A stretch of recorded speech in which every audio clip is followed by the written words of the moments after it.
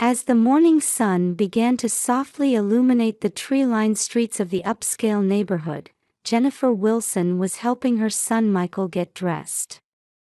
This was a familiar scene that played out every morning at her home in the suburbs of San Jose. Outside the window, neighborhood children were already lining up to wait for the school bus. "Here, Michael. Let's wear the blue t-shirt today. The weather's nice, so you can play all you want in the playground," she said. Michael responded to his mother's words with a smile, raising both arms to let her help him with the t-shirt. His golden hair sparkled in the morning sun, and his blue eyes twinkled with anticipation. From the kitchen came the sounds of Robert preparing breakfast.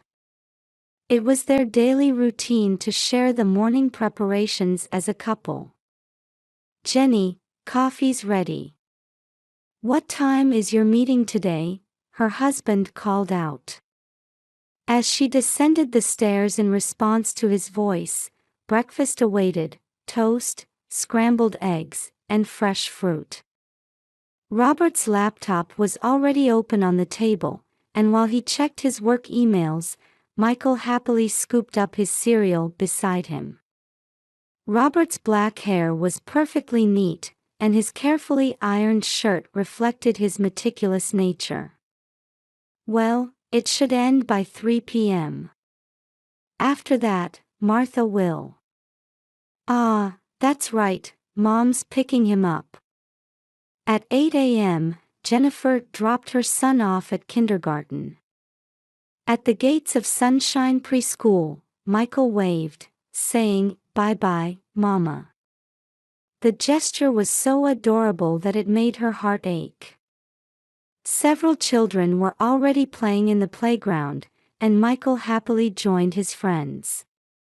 Upon arriving at the luxury real estate office, Jennifer transformed into the perfect career woman. She smoothed her brown hair, straightened her back, and confidently gave instructions to her subordinates. As a sales manager, everyone acknowledged her capabilities. Her annual salary of $80,000 was proof of her competence. "Mrs. Wilson, the documents for the hillside property are ready. Thank you for getting them done in time for the afternoon presentation." However, while responding to clients' voices on the phone, a corner of her mind was always worried about her son. Balancing work and childcare was more challenging than she had imagined. Looking at the family photo on her desk, she secretly battled feelings of guilt. That afternoon, her mother-in-law Martha was scheduled to handle the kindergarten pickup. 3 times a week, she helped with childcare. While outwardly cooperative, Martha's interference seemed to be gradually increasing lately. Using her background as a former elementary school teacher as leverage, she had started voicing opinions about education methods too. "Jennifer, you should pay more attention to Michael's meals. The lunchbox from the other day didn't have enough vegetables. When I was raising my son, I was much more careful about nutritional balance." Jennifer had been maintaining her composure while dealing with such comments from her mother-in-law, though they caused slight irritation. Martha's house was nearby, and she frequently visited to check on her grandson. With her strong attachment to her son, Martha showered the same affection on her grandson Michael. Night fell. Even when the living room clock showed 9 p.m., Robert hadn't returned. Jennifer slumped on the sofa, with Michael already breathing steadily in sleep beside her. Recently, her husband had been coming home late more often. She'd been told it was because a new project had started, but something didn't feel right. Sometimes she noticed him staring at his phone and typing messages. "Is Daddy not coming home today either?" Every time Michael asked this before bed, Jennifer's heart ached. As she watched Michael's sleeping face, Jennifer pondered about the nature of family. On the surface, it was a perfect family life with nothing missing: a house in an upscale neighborhood, stable income, successful husband, adorable son. However, she couldn't shake the feeling that the reality was gradually, but surely, changing. The next evening, a few children were still playing in the playground at Sunshine Preschool. The August sun remained strong, with heat rising from the asphalt. Jennifer wiped the sweat from her brow as she entered the preschool entrance. Children's drawings adorned the hallway walls, and she could spot Michael's family picture among them. 4 figures holding hands and smiling under a blue sky: Jennifer, Robert, Michael, and Martha. Her son's innocent heart in including his grandmother as a family member stirred complex emotions within her. "Excuse me. I'm here to pick up Michael Wilson." When she spoke at the reception, the teacher on duty showed a puzzled expression. "Mrs. Wilson. Michael was picked up by your sister a little while ago." For a moment, time seemed to stop. Alarms rang in Jennifer's head. "I don't have a sister." As she spoke those words, she felt the blood drain from her entire body. Miss Brown, Michael's teacher, hurried out from the staff room. "Mrs. Wilson, I'm terribly sorry. About 30 minutes ago, someone claiming to be your sister came. We did check her ID, but..."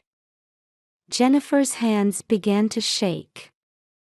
She took out her smartphone to call the police.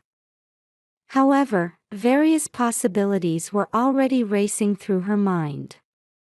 Had Martha changed her plans? No, that couldn't be. Martha would definitely have contacted her. 911, what's your emergency? My son has been kidnapped. At Sunshine Preschool. My 3-year-old son. Her voice trembled.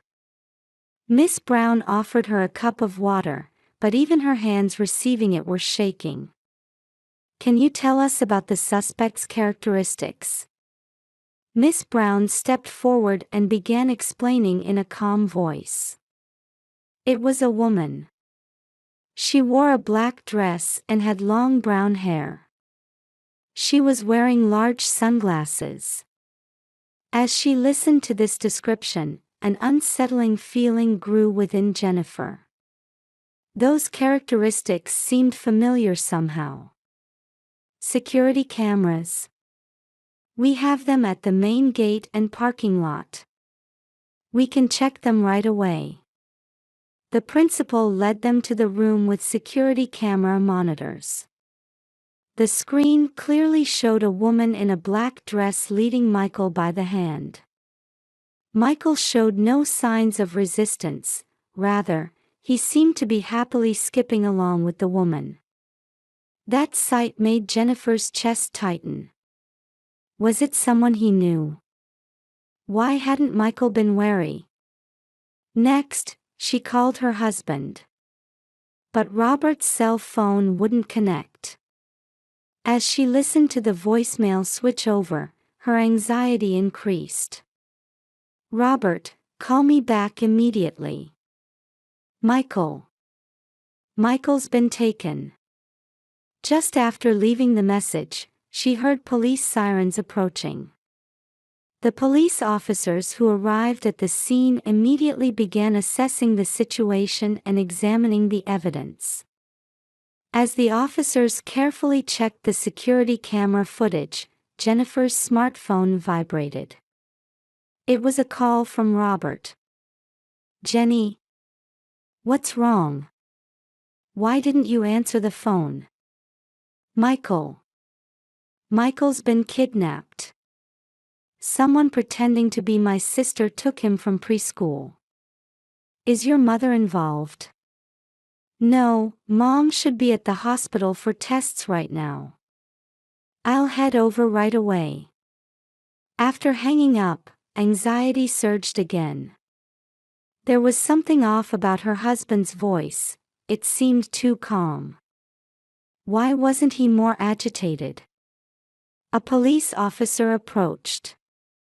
We're tracking the car seen on the security cameras.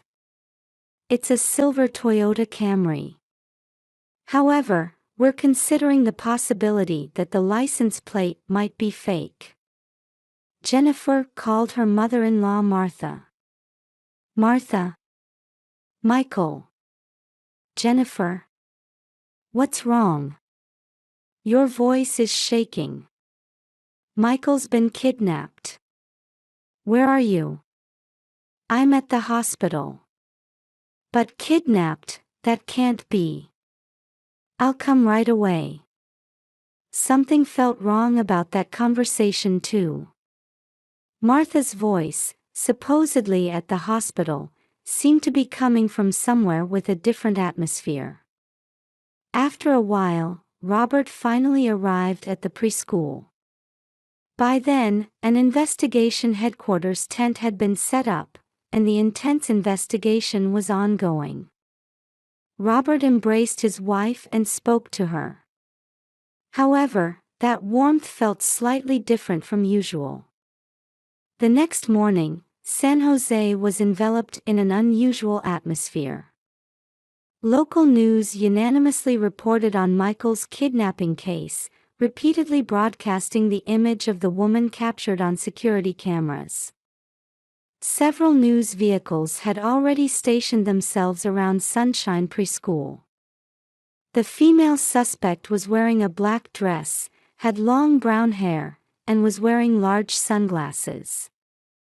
She reportedly left the scene in a silver Toyota Camry. The morning news anchor's voice echoed in Jennifer's hotel room. On police advice, she had spent the night in this hotel instead of at home. After a sleepless night, dark circles were etched under her eyes. A call came in from the investigation headquarters. Mrs. Wilson, we have new information. The suspect's vehicle was captured on a gas station security camera an hour after the incident, in the suburbs of San Jose. However, its whereabouts after that are unknown.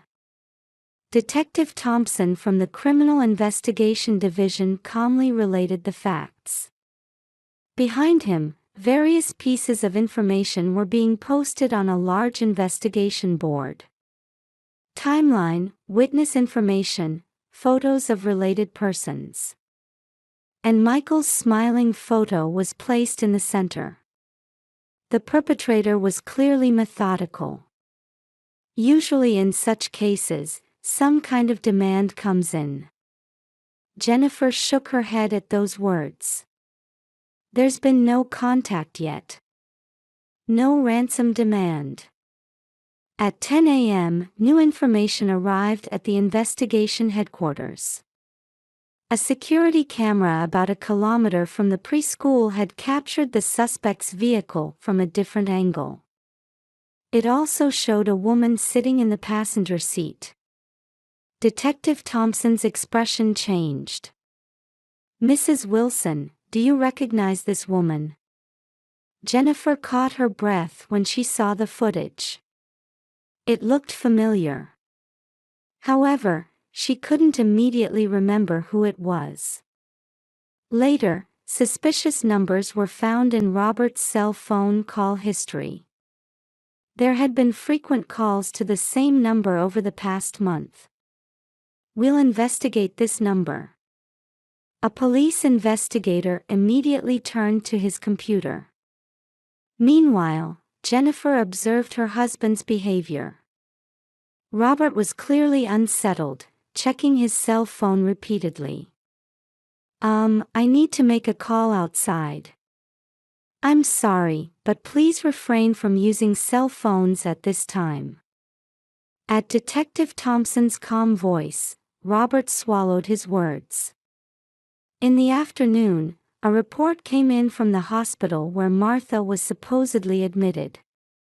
There is no record of Marcia Wilson being examined yesterday. Upon receiving this report, the atmosphere at the investigation headquarters changed dramatically. Robert's face turned pale. This must be some mistake. Mother, definitely. Did you confirm with the hospital yourself? No, Mother called and... By evening, decisive evidence was found. A receipt from the gas station where the suspect's vehicle was last seen.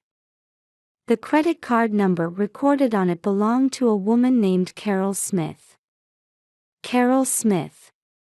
She's the receptionist at Robert's company. Detective Thompson looked at Robert. Her husband's expression froze. She's currently 7 months pregnant. And she's been absent from work this past week. A heavy silence fell over the investigation headquarters. Jennifer had opened the photo folder saved on her husband's cell phone. There were photos of a smiling Carol, and Robert gently stroking her swollen belly. The security camera at Martha's home had preserved footage from the day of the incident. A woman in a black dress leaving the house with Martha. And following behind, Martha carrying a large trunk. New information continued to gather at the investigation headquarters. A mountain villa contracted under Martha's name.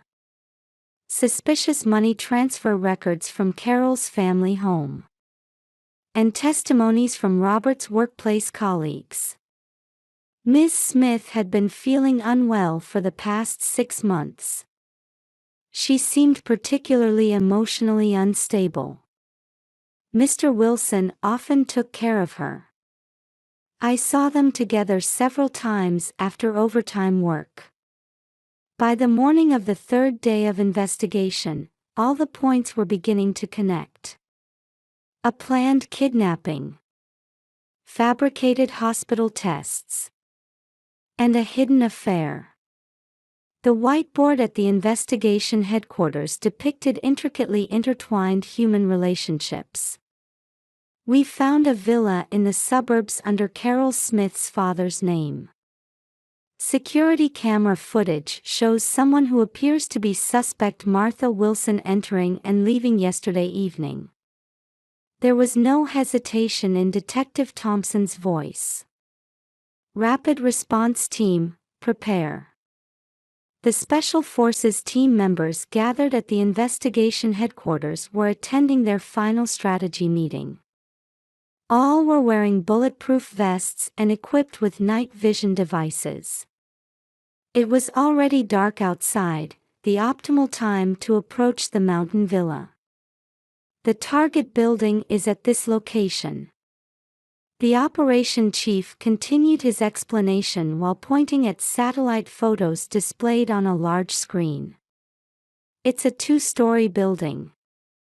Living room and kitchen on the 1st floor, 3 bedrooms on the 2nd floor.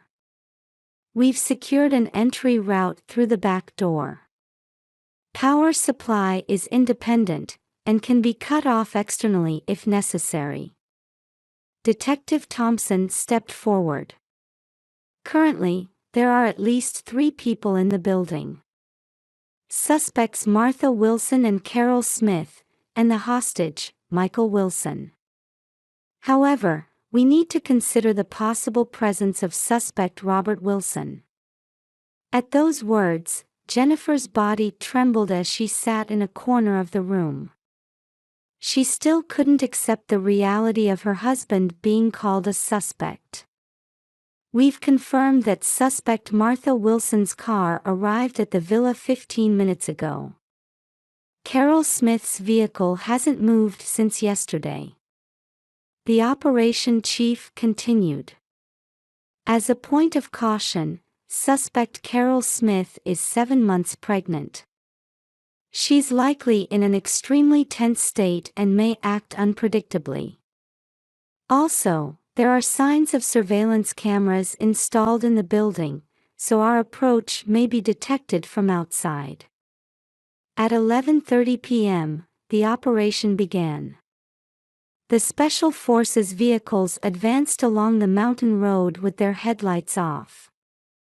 All communications were conducted by radio with strict encryption. As they approached the villa, light could be seen leaking from the windows. The bluish glow of a television flickered in one room on the second floor. Without the radio breaking up, the team's deployment proceeded. Real-time footage was continuously sent to the investigation headquarters. The thermal imaging camera captured 4 human shapes. One was clearly child-sized. At midnight, with the operation chief's signal, actions began simultaneously. First, power to the building was cut. The next instant, multiple flashbang grenades were thrown in, and doors were broken down with a thunderous sound. The Special Forces team stormed the building. Through night vision devices, the expected scene unfolded inside. Carol standing frozen in the center of the living room.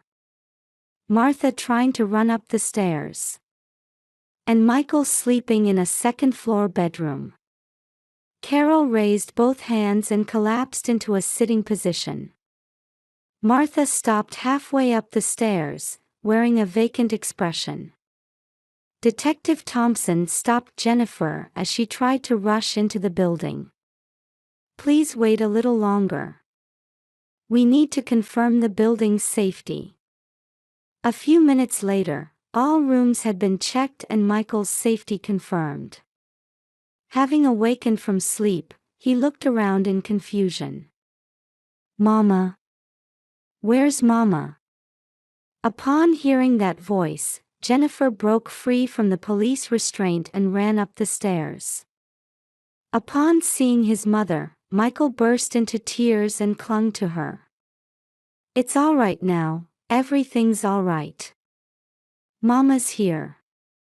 Downstairs, Carol began speaking in a trembling voice while accompanied by a police officer. "We thought we could make a new family for the baby. Robert, he promised me.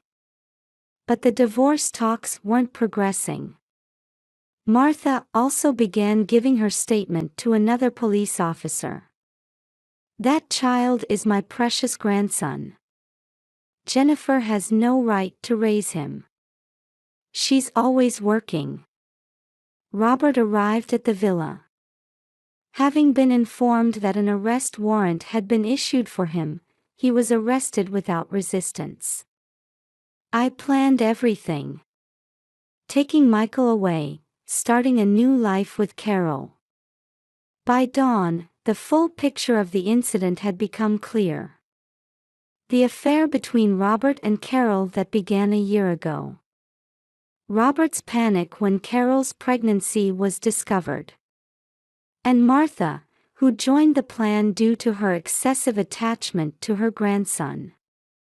The kidnapping procedure was perfectly planned. Detective Thompson continued his explanation. Suspect Martha contacted the preschool in advance to inform them of a fictitious sister's visit. Suspect Carol used forged identification. And suspect Robert created an alibi by pretending to be at work. The villa was purchased a month ago under Carol's father's name. On the 4th morning, Michael underwent hospital examinations. Fortunately, there was no physical harm. However, the psychological counselor pointed out the need for long-term care. This could be a major trauma for a 3-year-old. Especially the fact that his trusted grandmother was involved. The next day, a press conference was held. In front of numerous reporters, the police chief explained the details of the case. The victim, Michael Wilson, has been safely rescued and is currently staying in a secure location with his mother, Jennifer Wilson. The 3 suspects have been arrested, and preparations for prosecution are underway. Further shocking facts came to light during subsequent interrogations. Martha had even planned to have Robert get custody of Michael after the divorce and raise him with Carol. "We were going to recreate a perfect family," Martha's testimony revealed the depth of her distorted maternal love.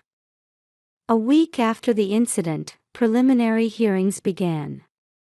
Robert and Carol were expected to be charged with kidnapping, while Martha faced conspiracy charges.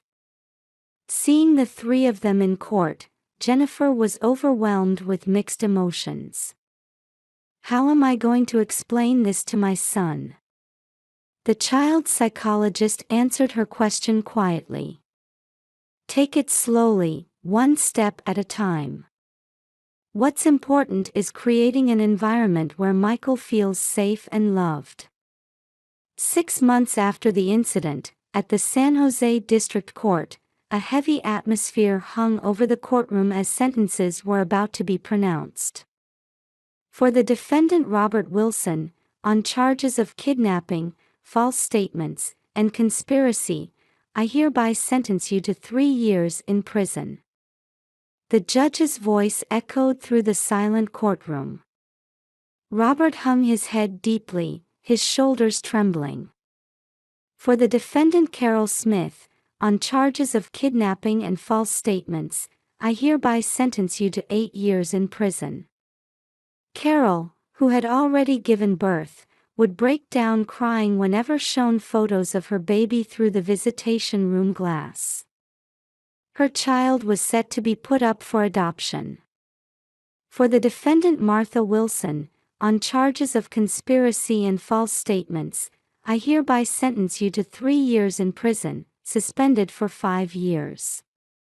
A suspended sentence considering her advanced age. However, Martha's eyes had already lost their light. In the courtroom gallery, Jennifer reflected on the past 6 months. Moving to a new home and starting a new life with Michael happened right after the incident. They left the upscale neighborhood for a small apartment. However, the time spent with her son had definitely increased. "Mama, can we go to the park today?" "Yes, of course. I can leave work early today." Changing jobs also became a major turning point in her life. From luxury real estate sales to public relations at an IT company with flexible hours. Though her income decreased, her working hours improved significantly. Both mother and son continued psychological counseling. Michael was gradually recovering from the impact of the incident. "Michael's resilience is remarkable," noted Dr. Brown, their counselor. However, it will still take time to restore his basic trust in family, especially towards adult males. Still, hope was gradually sprouting. Michael, having changed preschools, was slowly adapting to his new environment. On weekends, Jennifer's parents visited from out of town, cherishing their time with their grandson. Later, the adoption of Carol's baby girl was officially finalized. The baby was taken in by a middle-aged couple who had struggled with infertility. "My only wish is for this child to grow up in an environment where she is loved. That's all." Carol's words during visitation were sincere. Martha decided to move into a nursing home shortly after the incident. She sold her house and now lives quietly in a facility on the opposite side of town. She rarely receives visitors. "I can't forgive, but I've stopped hating," Jennifer said during counseling. A year after the incident, Michael advanced to the middle class of kindergarten. On observation day, Jennifer smiled at her son's growth. "Mom, watch me. watching him attempt a backward roll on the horizontal bar, falling but getting back up again. In his figure, Jennifer saw a reflection of their own journey. Activities in support groups had also become her emotional anchor. Through dialogue with others who had experienced family betrayal, she gained new perspectives and strength. Maybe there's no such thing as a perfect family. But that's okay. Her words in the group session brought tears of empathy to many participants. One evening at sunset, while spending time with Michael on the park swings. "Mama, is Daddy never coming back?" "No, he's not. But Michael has Mama, right?" "Yes. I'm happy with just Mama." Those words brought tears to Jennifer's eyes. Now, a year and 3 months after the incident, she was beginning to open her heart to new encounters. Casual conversations with a man she met at her child's art class. Though not yet something that could be called romance, her ability to trust people was gradually returning. One step at a time. "We still have plenty of time ahead," Jennifer whispered softly while watching balloons float into the sunset sky, tightly holding Michael's small hand.